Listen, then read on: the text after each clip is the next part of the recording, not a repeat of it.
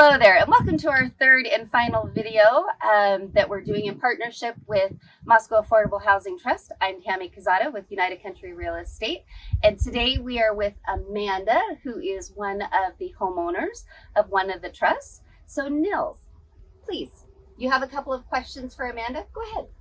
Yes. So Amanda, you've been here about 18 months now. Yeah. How's it working out to be an owner in a trust house?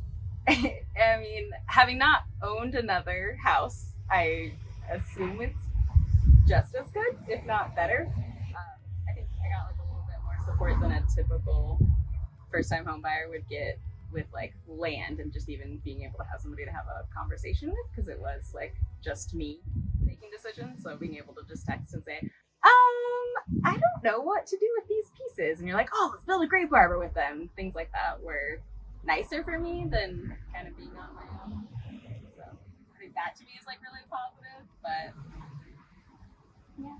Right. In the other videos we've talked about in the community land trust, you don't own the land. Can you talk about how you feel about that now? I mean, we see this beautiful garden that we've done.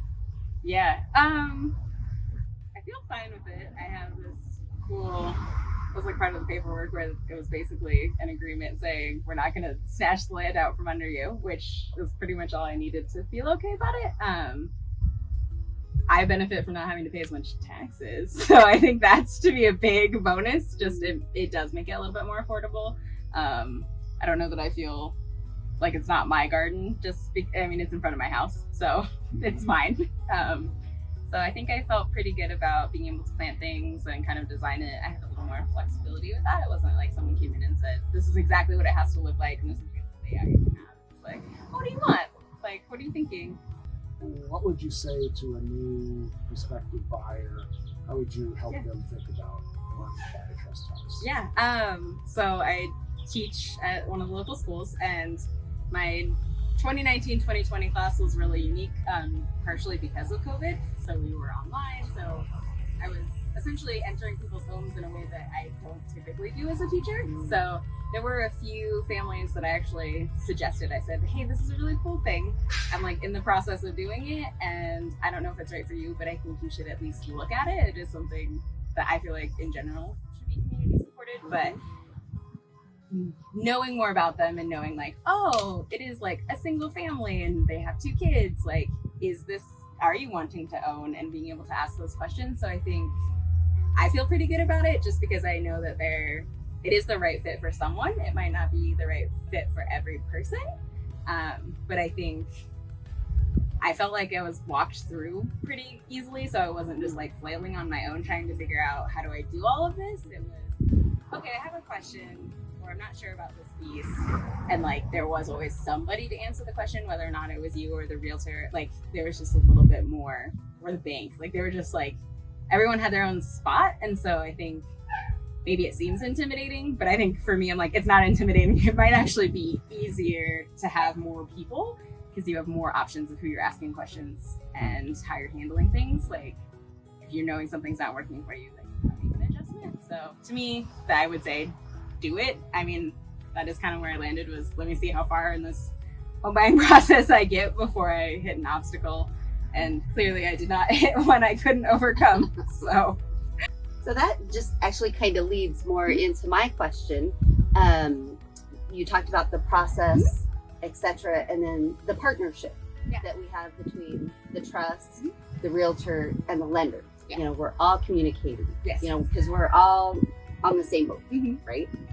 So during that, how was the process for you in securing funding and following the provisions of the requirements for the land trust? Yeah. So initially I had like gone through wanting to buy property and doing like pre-qualification with a totally different bank. And we got into it and they were like, you can't actually use this loan. You'd have to do it totally differently. And I think it was just like an email link of like, do this. And I was like, oh, I can fill out forms. And I think maybe it seems intense when you're looking at like the amount of paperwork and the amount of documentation, but my understanding is every house is about that same level, and so it wasn't it gave me a chance to like look at a different bank and why is it that the loan is styled like this? Like, why is it beneficial? And being able to hear like, oh, well, we're doing it this way because, and then it was like, oh, I got my answer. And I'm like, I actually don't know I could explain it now. Cause at the time I was like, that like fills the little spot in my brain that was curious, and it doesn't come up. I mean, I have my automatic payment set up, so I'm like, I don't even go into the bank anyway to like pay the mortgage, so it's not a so one of the things with the provision is that you have to do sweat equity. How was that? I was not the only one sweating. I did make my friends and family come and so help they with could some do things. that. You would say that anyone who has zero skills, if that would be an impediment, like they're 2 left feet, 2 left hands, whatever, they could do the sweat equity part. I think so. I will say I knocked over a full gallon of paint and there is no mark on the floor. So I think it is possible to probably have zero skills walking into it and figure it out. So with the whole process, do you have any tips, advice, comments that could help Nils or I or any future buyers for a land trust home? I think making sure that you want to be a part of the community and that that's something you're looking for. I think buying property, you can kind of walk in with this mindset of, oh, I'm going to do this for just a year or two. And I would say it's maybe, if you're looking for a home, something that you should strongly consider. If you're wanting a house, just go buy a house. But if you actually want a home, then taking some time and investing and like picking it for yourself. Fantastic. So future, looking forward, are you glad that you went with a trust home? I mean, I really like this house. It felt right to me. Having not picked something else, I'm not sure, but I like my neighbors. I like the proximity. They are nice people, like waving in the morning or whatever. So most homeowners, first-time home buyers will now stay in a home 5 to 7 years.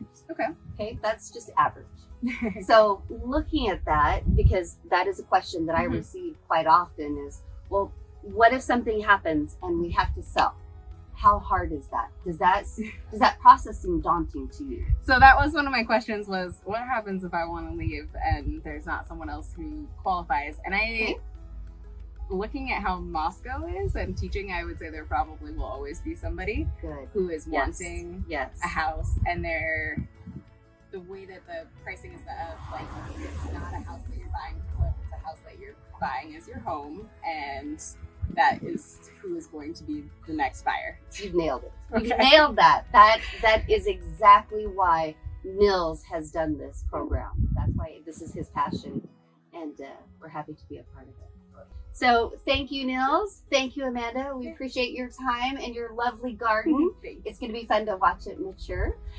If you have any questions, please direct them to Nils at his website, which is moscowhousingtrust.org, or you can check us out on our website at inlandnorthwestrealtors.com. Nils, any last words? I'm just glad to see that Amanda and the other 2 buyers seem to really be successful and taking ownership of their houses and becoming good first-time homeowners. Absolutely. Yes, agreed.